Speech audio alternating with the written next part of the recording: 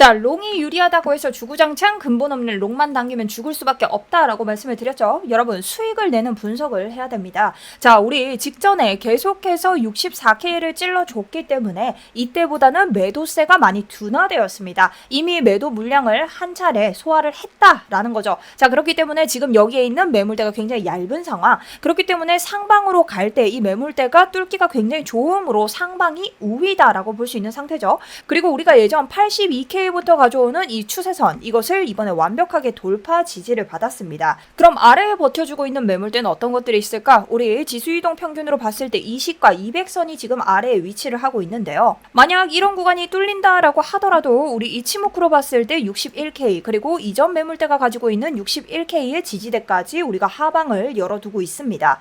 즉 이건 무슨 뜻이냐? 우리가 구조적으로 봤을 때 지금 하방보다는 상승이 유리한 구조에 있다. 하지만 여러분, 언제까지 롱만 보겠어요? 우리가 여기에서 눌렀다 가는 자리 혹은 올라가서 얼마 못 맞고 떨어지는 자리까지 계산을 해야겠죠. 그러니 지금부터는 어디? 우리가 올라가도 팔아야 될 자리, 만약에 맞고 떨어진다면 단기적으로 수익을 받아야 되는 자리까지도 생각을 하셔야 됩니다. 차트를 몰라도 매매를 할 수는 있지만 차트를 모르면 수익을 낼 수 없습니다. 야간 브리핑 시작하도록 하겠습니다.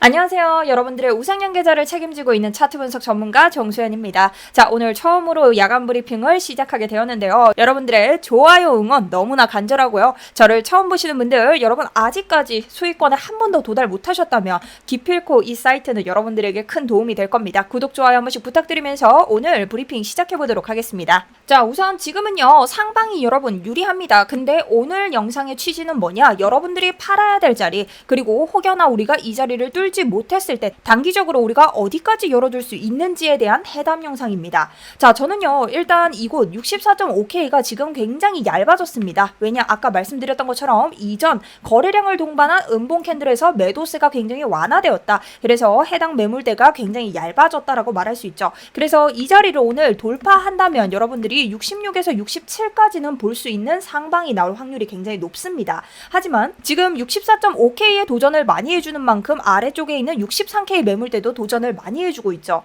그리고 실제로 낮과 달리 청산이 틈의 기호에서 봤을 때 아래쪽에 있는 물량이 도망을 많이 갔습니다. 색깔이 오전에 노란색이었는데 지금 많이 빠졌다라는 거죠. 자, 이것은 하방 대비까지 하는 개미들이 많이 생겼다라는 것이고요. 오늘 만약 단기적으로 64.5K에서 리테스트에 실패하고 아래로 내려간다면 저는 아까 말씀드린 61K까지는 우리가 받아야 되는 자리로 볼 것이고, 단기적으로 쇼자리를 볼 수 있는 그런 손익비 구간이 나올 수 있다라고 말씀을 드립니다. 자, 그렇다면 우리가 한 방향을 찍고 가는 게 아니라 이런 기준들이 굉장히 중요하겠죠. 첫 번째 봐야 될 기준입니다. 자, 이번 주 주봉이죠. 주봉이요, 양봉 마감하는지 이것을 첫 번째로 관측해야 된다. 왜냐면 이것이 다시 음봉으로 돌아온다면 지금 우리가 보고 있는 63.3K, 이전 음봉과 양봉의 시가와 종가로 받쳐주던 지지 구간, 그리고 그 다음 음봉의 저항이 됐던 구간입니다. 그러니 이런 구간들을 다시 말아내리면서 이전 양봉을 어떻게 음봉으로 말아내리는 하락 추세를 만들 수 있기 때문이죠. 그래서 이번 주가 아주 순조롭게 양봉 마감이 돼줘야 다음 주에도 눌리더라도 상승을 볼 수 있는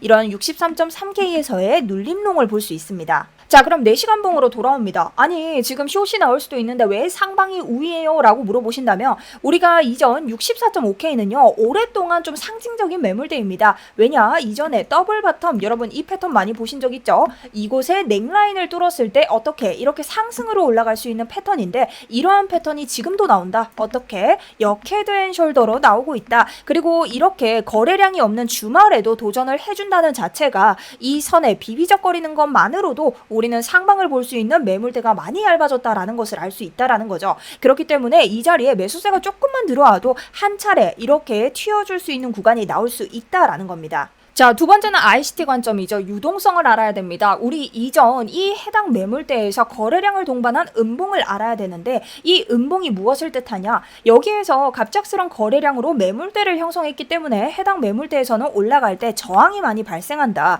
그래서 이 매물대를 소화하는 과정을, 매물대의 종가를 어떻게 해당 음봉을 종가 양봉으로 뚫어줘야 되는데, 이번에 거래량으로 한번 뚫어준 자리가 나왔기 때문에 반대로 이 저항이었던 매물대는 이 다음에 어떤 지지 구간으로 지금 바뀌었다. 그래서 지금 제가 말씀드린 63K가 버텨줘야만 올라갈 만한 자리가 된다라고 오전까지 브리핑을 드렸습니다. 자, 다음 볼 수 있는 건 테더인데요. 자, 테더 도미넌스 차트를 왜 볼까요? 테더는 달러의 가치를 의미하기 때문에 테더가 고가로 올라가면 비트코인의 가격은 내려가고 테더가 이렇게 저가로 내려가면 비트코인의 가격은 반대로 올라갑니다. 그래서 우리가 지금 테더가 더 내려갈 만한 요인이 있나라고 생각했을 때 비트코인이 다시 올라갈 수 있겠죠. 자, 근데 지금 테더를 보면 단기적으로 약세가 지속되고 있습니다. 뭐가 형성되고 있어요? 단기 하락 채널이 형성되고 있죠. 그리고 아래쪽에 있는 지지 구간을 계속해서 지금 두드렸기 때문에 이런 지지 구간에서 매도세가 조금 더 발현된다면 아래로 터질 확률이 높습니다. 그렇다면 테더가 어디까지 내려올까요? 자, 그 다음 지지 구간은요. 우리가 차트를 쭉 당겨보면 해당 구간에 매물대까지 내려올 확률이 있다라는 겁니다. 그럼 최대 테더가 이곳의 지지 구간을 뚫으면 어떻게 하락이 가까워지는 이 매물대까지 떨어질 확률이 있다라는 건데 이곳에 도달했던 이전 비트코인의 가격을 통해서 우리가 확인을 해볼 수 있겠죠. 자, 그랬을 때 가격대가 어디? 바로 이전 고가를 다짐했던 이 67K 부근이다. 하지만 테더가 이전 자리 똑같이 66K에도 저항을 보이고 있기 때문에 우리가 약 66부터 67K까지 목표가를 두고 상방을 볼 수 있다라는 겁니다. 자, 다만 여러분 테더로 돌아와서 반대로 해당 지지 구간에서 한 번 더 테스트를 해주면서 저항 라인을 테스트하러 간다면 어떻게 될까요? 자, 이 자리까지 올라간다는 것은 비트코인이 반대로 하락을 한다는 것이고 비트코인이 이전에 테더가 고가를 찍었던 자리까지 내려갈 수 있다는 뜻이 되겠죠. 자, 그럼 그 자리가 어딜까? 바로 이 자리죠. 61.5K 부분입니다. 자, 이 자리를 찍을 수 있는데요. 이 구간은 마찬가지로 비트코인에서도 매물대가 쌓여있는 구간이기 때문에 이 구간을 터치하고 이탈하면 어떻게 비트코인에서 롱을 보기 힘들어지는 그런 자리들이 나올 수 있습니다. 자, 그렇기 때문에 우리가 단기적으로 지금 61K까지 추가적으로 조금 봐줘야 되는 자리들이 나오고 있다라는 거죠. 그래도 다행인 것은 매물대와 동시에 이치모쿠 자리까지 아래쪽에 한 번 더 지지선을 받쳐주고 있기 때문에 우리가 이런 자리까지 열어놓는다고 하더라도 떨어졌을 시에 충분히 받을 만한 자리들은 있다라는 겁니다. 자, 그래서 저는 이전 해당 음봉으로부터 가져온 숏 수익은 204%로 완익, 그리고 우리가 중간 조정에 겪었던 이 자리에서 단기적인 수익, 그리고 지금까지 롱을 이렇게 홀딩하고 있습니다. 그리고 이 자리에 대해서 여러분들과 같이 한번 타겟팅을 해볼 예정인데요. 해당 스터디룸은요, 텔레그램에서 운영되고 있는 제 무료 브리핑 강의실과 비슷한 곳입니다. 자, 다르게 무엇을 하는 곳은 아니고요. 제가 어떻게 매매를 하는지, 몇에서 들어가서 뭐 몇에서 팔 건지 그런 저의 매매 일지들을 보실 수 있는데요. 여러분들이 단기적으로 내가 오늘 수익을 좀 내고 싶다, 아니면 어떻게 하나 보자 하고 싶으신 분들 들어오셔서 편하게 무료로 그냥 브리핑 받아보실 수 있습니다. 자, 들어오시는 방법은 아래쪽 링크 통해서 신청 버튼 누르시면 되고요. 구독과 좋아요는 여러분 필수죠. 제가 다른 거 돈은 절대 받지 않습니다. 하지만 여러분들의 구독과 좋아요 있으셔야 제 구독자님들만 모실 수 있고요. 오늘 영상 도움 되셨다면 매크로 광고쟁이들은 배제하고 받을 수 있도록 여러분들의 나이스라고 달아주시면서 댓글로 인증 한 번씩 부탁드리도록 하겠습니다. 자, 그럼 차트 계속 보도록 할게요. 이번 주는 주봉 마감도 중요한데요. 우리가 시장이 어때요? 64.5K를 종가로 안착하느냐 안 하느냐, 이걸 지금 힘겨루기를 하고 있죠. 그렇기 때문에 상방 돌파를 한다면 64.5 이전에 계속 강한 저항이 돼줬던 구간이 어떻게 우리에게 지지작용을 하게 될 겁니다. 그래서 저는 오늘 종가도 굉장히 중요하다라고 생각을 하고요. 지금 65K 같은 경우는 매물대가 이전보다는 얇습니다. 자, 그래서 64.5보단 얇기 때문에 이 구간만 무사히 넘겨주면은 우리가 66에서 67까지는 볼 수 있다. 근데 66이면 66이고 67이면 67이지 왜 이 사이를 보나요? 라고 하신다면, 자, 넓게는 우리가 67까지 볼 수 있습니다. 이 이유가 뭐였죠? 자, 바로 지금 설치된 동그라미들을 보셔야 되는데요. 자, 제가 조금 이따가 파동 얘기도 할 거지만 여러분, 비트코인은 뭡니까? 세력들이 주도하는 장입니다. 자, 그럼 세력은 어떻게 매매를 해요? 세력은 싸게 사고 비싼 데서 개미들한테 물량을 넘기고 다시 내리죠. 자, 그럼 개미들은 물려가지고 손절을 치거나 아니면 막 던지기 시작합니다. 그럼 어떻게 돼요? 가격이 다시 싸지죠. 그럼 어때요? 세력은 다시 매매를 합니다. 자, 그렇게 세력들은 개미들을 골탕 먹이면서 차트를 올리는데요. 우리 이것을 뭐라고 부른다? 유동성 수입이라고 부른다. 근데 지금 보면은 이 자리에 들어간 지니가랑 손절가 개미들 이 자리에서 다 따였겠죠. 물론 여기에서 한번 따고 2차적으로 한 번 더 딴 겁니다. 자, 그렇다면 지금 외부에 있는 유동성을 모두 다 제거했다. 이게 뭡니까? ERL이라고 합니다. 자, 그러면은 외부에 있는 롱 개미들 모두 죽였으면 이제 어디? 안쪽에 있는 숏 개미들 IRL이 나와줘야 된다. 그렇기 때문에 또 한 번 롱이 나왔는데 우리 여기에서 아래쪽으로 조정이 한 번 더 나왔죠. 이유가 뭘까요? 영원한 롱은 없다. 이 기간 사이에 또 한 번 롱 개미들이 들어왔을 올라왔을 것이며 여기까지 뚫기에는 계속 세력만 힘을 써야 되는데 세력이 그렇게 올려줄 이유가 없다라는 거죠. 그렇다면 다시 세력들은 아래로 내려서 이 아래 사이에서 가장 많은 롱개미들의 유동성을 먹으면서 올라와야 된다. 그렇기 때문에 충분히 여기에 있는 헌팅이 나올 수밖에 없다라는 관점이고요. 지금 만약 올라간다면 최대로 숏을 죽일 수 있는 자리가 어디예요? 이 자리에 있는 개미들이겠죠. 자, 이 자리에 있는 유동성을 먹이면서 어떻게 상승을 해볼 수 있는데 최대가 이 자리고 이 자리로 올라왔다면 당연히 아래에 있는 지금 딸려오면서 묶인 수많은 롱개미를 죽이러 내려올 수 있다라는 겁니다. 그러니 단순하게 지금 롱장이라고 생각하기보다 크게 수익을 낼 수 있는 자리, 제가 여기서 스윙을 가져왔고 다시 한번 여기서 롱으로 스위칭을 했죠. 그런 것처럼 이번에도 롱에서 숏을 스위칭해야 되는 자리가 가까워지고 있다라는 겁니다. 자, 그리고 아마 제가 굉장히 오랜만에 보여드리는데 66K 부근을 보면요, 지금 이 구름대 초록선이 위치하고 있죠. 지금 보이시는 이 지표는 일목구름입니다. 일목구름이란 뭐냐, 이렇게 구름대가 두꺼우면 두꺼울수록 저항이 심하다라는 건데요. 여러분, 이런 장에서는 보통 1A로 돌파 상승이 굉장히 어렵습니다. 보통은 이런 얇은 매물대에서 우리가 뚫고 갈 수 있지, 이런 두꺼운 매물대는 그만큼 돌파하기가 힘들다. 그래서 저는 이런 자리에서 우리가 헌팅으로 67을 찍을 수는 있어도 종가 마무리는 66 아래로 내려오지 않을까. 상방을 보더라도 일단 안전하게 최소한 66에서는 한번 익절을 해야 되는 자리가 나올 것 같다라고 보는 거죠. 왜냐? 이 일목구름은요, 캔들의 아래에 있을 때는 지지가 되지만 캔들의 위에 있을 때는 굉장히 강한 저항이 되고 두꺼우면 두꺼울수록 더욱더 강한 저항이 되기 때문에 여러분들이 한 번씩은 알고 가셔야 되는 자리입니다. 자, 그리고 제가 4시간으로 들어와서 야, 여기 64.5K 여기 돌파 못하고 꼬꾸라지면 어떡할 건데, 그럴 수도 있죠. 여러분, 차트에 100%는 없죠. 그랬을 때 여러분들이 어디까지 봐야 된다라고 했어요? 61K 매물대, 이전 롱개미들이 많이 타고 온 이런 자리까지는 열어둬야겠죠. 왜? 단기적으로 63.3K를 돌파하면 이 주봉의 종가도 우리 양봉으로 마감하는 것을 실패한다는 뜻이고 일봉도 64.5보다는 더 아래에 내려왔다는 뜻입니다.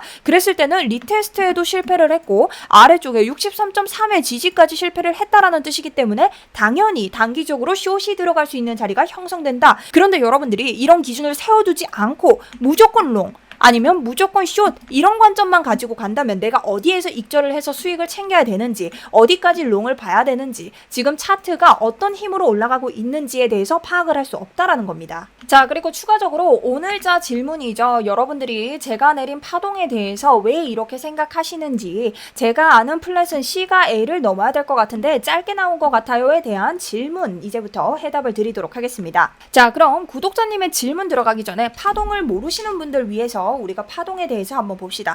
자, 파동은 여러분 충격파 5파 그리고 조정파 3파라고 이해를 하시면 됩니다. 그러니 무슨 말이다? 지금이 상승 추세면 내가 가는 방향으로 1, 2, 3, 4, 5에 5개의 파동이 나오는데 이것이 충격파, 방향으로 가는 충격파고요. 조정이 나올 때는 어떻게? 3개로 나뉜다. A, B, C 이렇게 나오는 것이 조정파다라고 보시면 됩니다. 자, 그래서 저 같은 경우는요, 지금 1파의 고점을 이곳으로 봤기 때문에 2파를 여기로 보게 되었는데요. 자, 그럼 2파에서 ABC 어떻게 나왔을까요? 저는 세부 카운팅을 이렇게 했습니다. 자, 그러니 저희 구독자님께서 하신 말씀이 저 같은 경우는 C파가 A를 넘어야 되는 것으로 알고 있는데요. 이것을 어떻게 해석해야 될까요? 저는 이것을 어떻게 미달 플랫으로 봤습니다. 자, 그렇다면 미달 플랫은 뭔가요? 말 그대로 우리 더 빼야 되는 자리를 빼지 못하고 간 것을 미달이라고 하겠죠. 조정이라고 하면 적어도 완벽한 그림으로 나왔을 때 이렇게 나와서 적어도 A를 넘는 자리에서 마감해 줘야 되는데